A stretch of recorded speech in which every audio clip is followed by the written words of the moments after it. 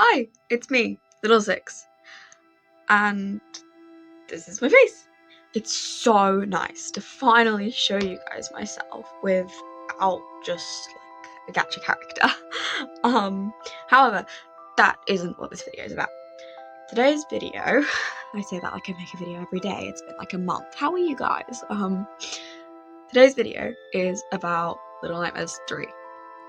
Now, obviously I don't really post Little Nightmares content anymore, sadly, but I still have a lot of passion for the game, and as someone with a hyperfixation over it for the last, 4 years, I think it's pretty necessary for me to bring my opinions and put my 2 pence into it. Now, if you know anything about Little Nightmares, then I'm sure that you've seen the absolute downgrade that has befallen the 3rd game. So, I'm here, I played it last week, and I'm here to show you and share with you all of my opinions on it. So I'm going to be reading from a script because I'm very new to commentary YouTube, and I stutter a lot, so I'm not going to be good with any kind of improv. So if you see me looking this way, that's because I'm reading from my script. Please understand.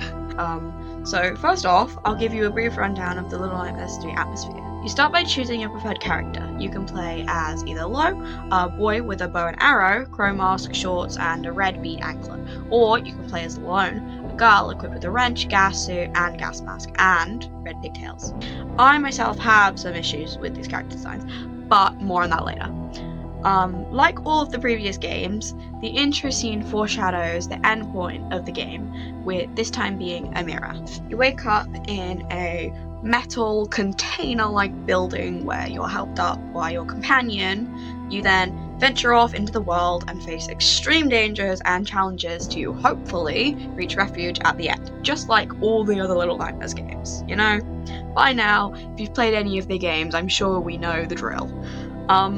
I think the overall vibe and look of this game is beautiful in its own dark, grotesque way, just as all the other games are, though immediately I felt that there was something off.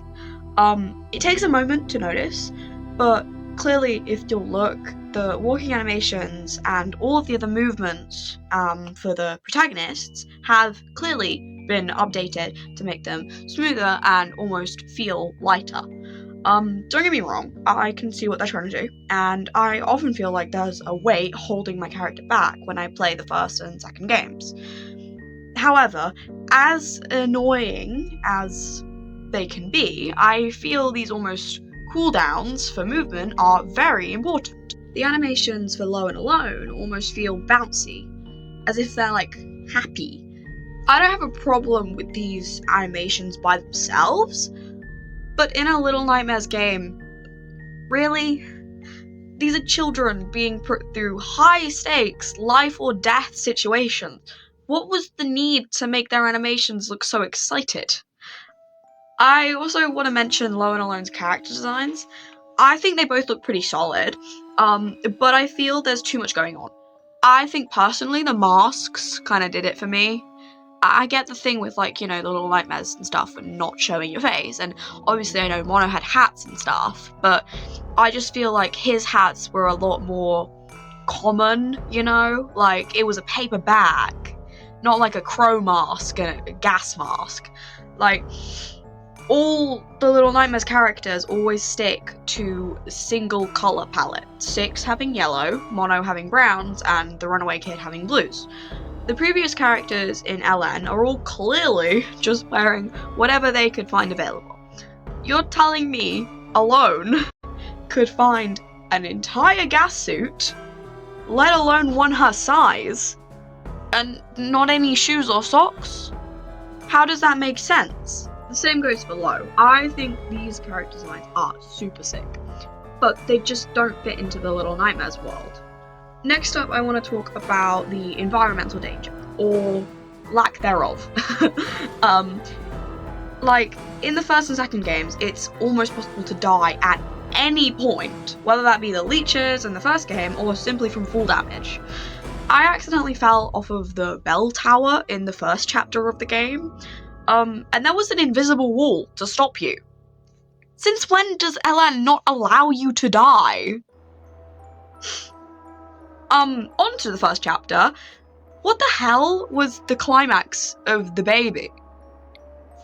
She ran away because, oh no, birds? What?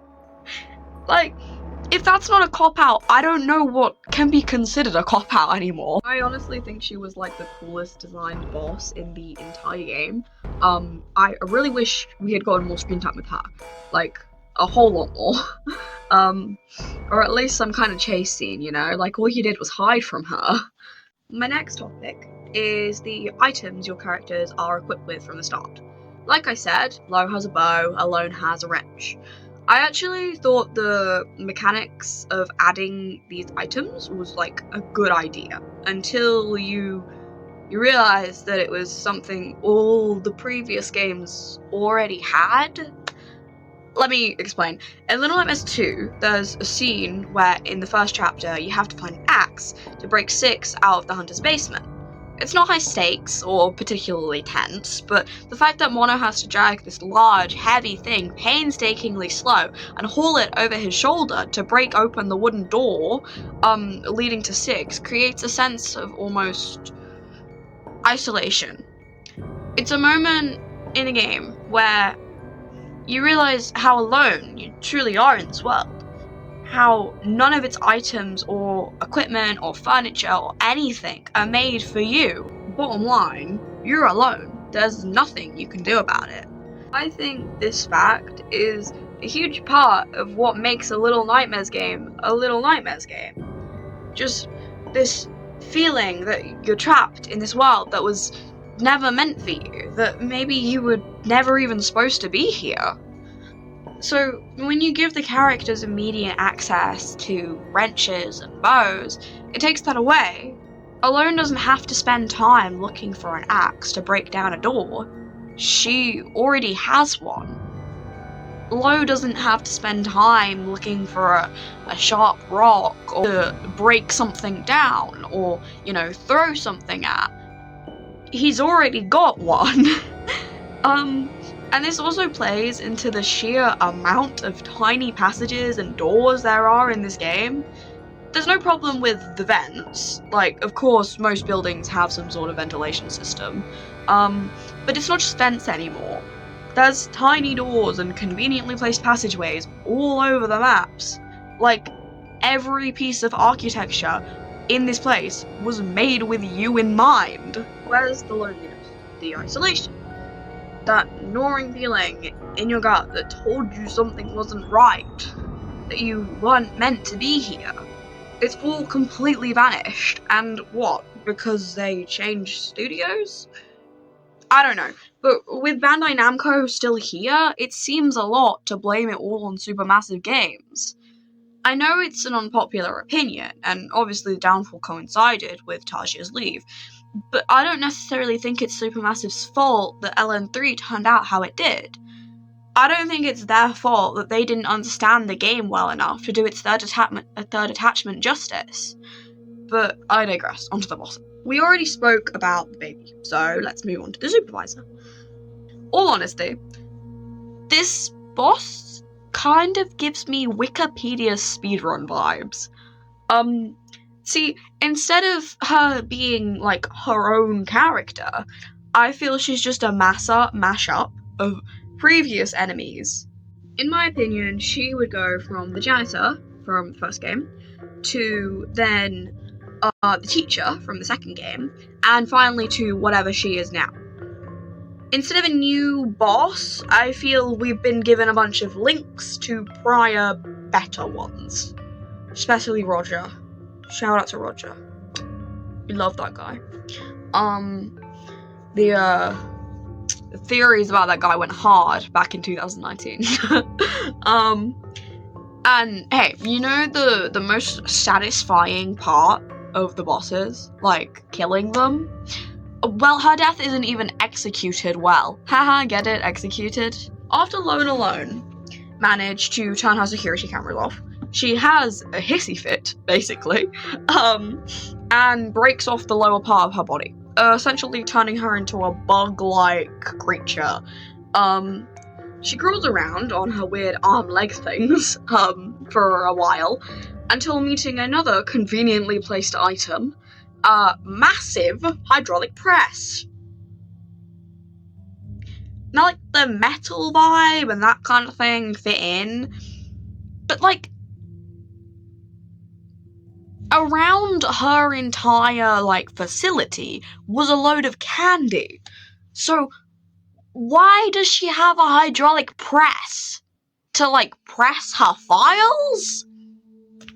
Why is it there? I don't get it. I don't get any of the items in this game and why they are there. What? Anyway, you know, Lone alone pressed the button, or the lever, it's a lever. She struggles for a while, which I know was supposed to build tension, but honestly just annoyed my impatient ass. And eventually the machine powers through and she's crushed like an oversized bug, which is basically what she is. Honestly, it all just left me feeling kind of empty. Like not bad, but definitely not good either. Nothing like the satisfaction from shooting the hunter or burning the doctor in the second game. Like, after I'd killed her, I just kind of felt like, okay, that's another task done, moving on now. Honestly, I feel like throughout the entire game, I was just waiting for it to get harder. And with this entire game, I just felt like, okay, boom, done. And I think that's what a lot of people were struggling with, like, just the downgrade of, like, difficulty. Like, I feel like my 7-year-old sister could 100% this game. It's not hard, it's just not hard. Then you get to the longest chapter, the carnival. I don't mind the, like, weird puppet doll things, but it's the herd, those things, they really piss me off. They're just like a copy and paste of the guests from the first game, but somehow dumber and lazier. I don't know if this was a bug, but at one point, while I was trying to get past one of them, I accidentally alerted it, and instead of, like, trying to chase me or, like, you know, kill me or whatever, it just sort of started dancing. Like, if I can find a clip of it happening to someone else, I'll put it on the screen right now. But it felt really weird, which is what leads me to believe it was a bug. I just don't understand, really. Even if it, yeah, like I say, even if it was a glitch, it, like, ruined the entire vibe of the chapter to me. Like, you're also given a torch at the start of this chapter, which led me to believe that, like, in LN2, where Mono's not actually given a portable source of light until the hospital chapter, where he actually needs it for the patients, that there might be something similar here. There wasn't. Although I was relieved that I wouldn't have to deal with the torch mechanics in a Little Nightmares game again. If you know, you know. I was honestly disappointed, because, like I say, the difficulty level of this game is on the floor at times. And I was excited to have something that, you know, I would go like, oh, I can't do this, or, like, you know, I'm struggling with this, or just anything mildly concerning, you know? The boss of this chapter, the kin and mini-kin, are my favourite part of this game. I think there's a good amount of originality in how they catch you, and you have to break out the cages. I think that's probably my favourite part of the game. I have seen that a lot of the people, when they've been playing on co-op, have had problems with both of the characters glitching out the cage when only Alone is supposed to get out the cage. I played on CPU and I didn't have this problem, but yeah, I can see how obviously, like, that would have ruined the experience if you had to do it all over again, or couldn't, you know, do it because your character kept glitching out the cage. I also think that this chapter has the best chapter send-off, or chapter transition, whatever you want to call it, with the hot air balloon. I think the animations and stuff for that were, like, really pretty, and I really liked the storm, a lot of pathetic fallacy in there, which is one of my favourite type of English fiction kind of plays. Though, honestly, this is probably the best I can say about the game. Apart from its ending, I digress, but I really, really enjoyed the ending. Maybe I'm just a wuss and got like way too emotionally attached to these characters, but I did cry at the ending. Speaking of emotional attachment to characters, I have a problem with how we don't meet in the same way that Mono and Six meet. So, this might just be me, but I feel like the best way that Nightmares used Mono and Six's relationship was the fact that your relationship to them was just as new as their relationship to each other was.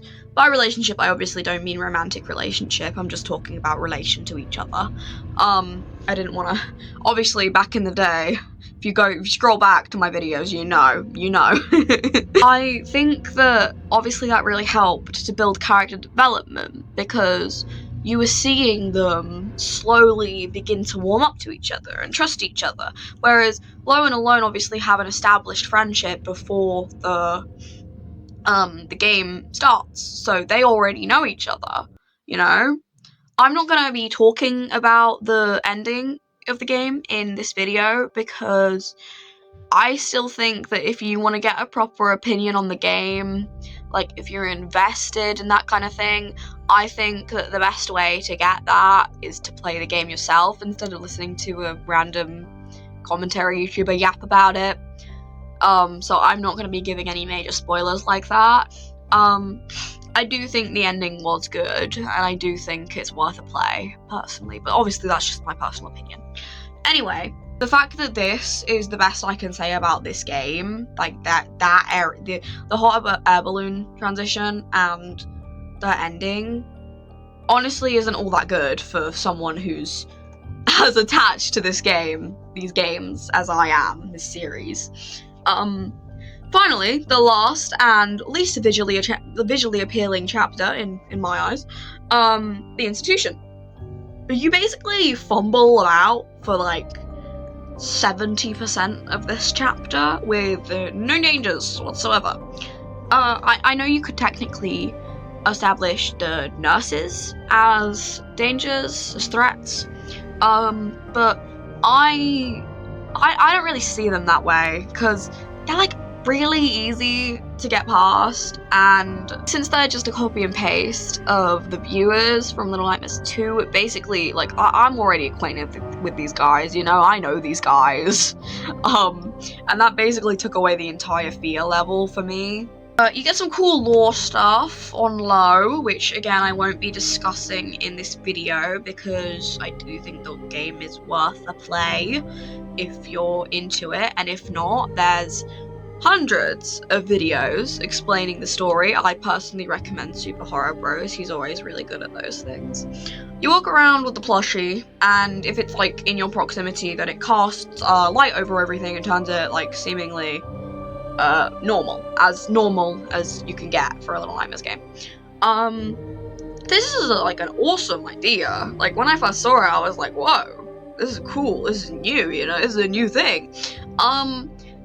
But I did get like really annoyed and anxious because I was scared like the entire time of losing this plushie and having to like go back like the entire chapter, like, you know, like accidentally dropping it down a hole or throwing it out of bounds or something like that. The final boss fight,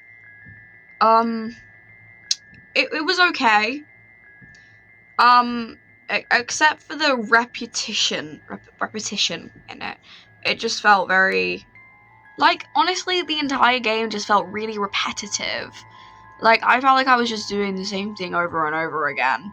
I have no friends with the game means I had to play with CPU. Which, as you might have heard, is just as horrible as everyone's saying. I was playing as Alone, and I had to, like, spam the Y button on my controller, the button to basically get his NPC to shoot his arrow, like, profusely, just to get him to do it. Like, the bot was staring right at the area where he needed to shoot, and it's a boss fight, you know, so this is like quick time events. I had to like, it was a battle. I felt like I was battling him, and he was supposed to be helping me, you know? To mention having to watch the mirror cutscene at the start of the boss fight, like, every single time I died, which I died a lot, admittedly. That was unbearable. That was terrible. My final thoughts. I think the storyline is pretty good, but almost everything else in the game was just underwhelming or a nuisance. Like, it's just the issue with handing over a game to a company or, like, studio that just doesn't properly know it. There's nothing wrong with Supermassive Games as a whole, and, like, as a separate company, but they don't know Little Nightmares like Tajia do. In my opinion, I think Little Nightmares 3 lacks soul. There's no passion reflected, no love put into this game that's visible in its content. It's a husk of the other games, using its title as a mask to hide the emptiness that it left in me and so many other players. LN3 is an okay game, but it doesn't feel like Little Nightmares anymore. At best, I'd dub this as a really well-made fan game than anything remotely canonical. Anyway, that's all I have to say on it. Thanks so much for listening to me yap, and I hope to continue yapping with you in the comments. Please, I'd love to hear your guys' opinion on this. Bye bye!